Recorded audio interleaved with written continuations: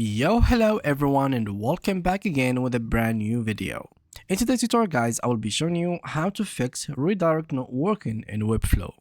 So when it comes to Webflow, the buttons and basically the action that you take are pretty important.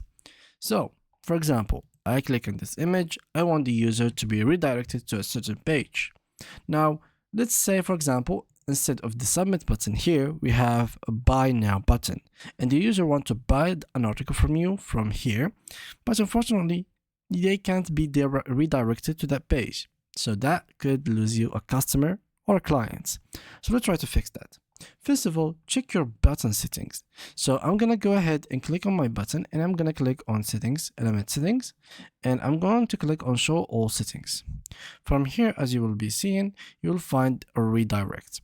Make sure that it is not on none, it is either on a page or a URL. If it was a page, choose the right one that's working, as you can see. And in case you wanted to take them to another URL, make sure simply that the URL that you have chosen is working.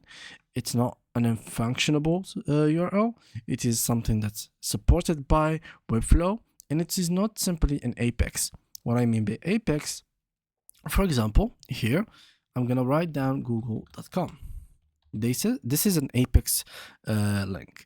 But if I wanted like the type of domain that Webflow supports, I would need to add www.google.com.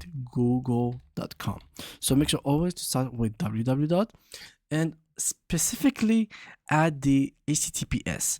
The more HTTPS you have, the more the URL will be functioning pretty well. Once you have changed that, make sure to confirm it and then click on publish, and this should fix the no direction page. So thank you guys for watching and see you guys in the next upcoming video.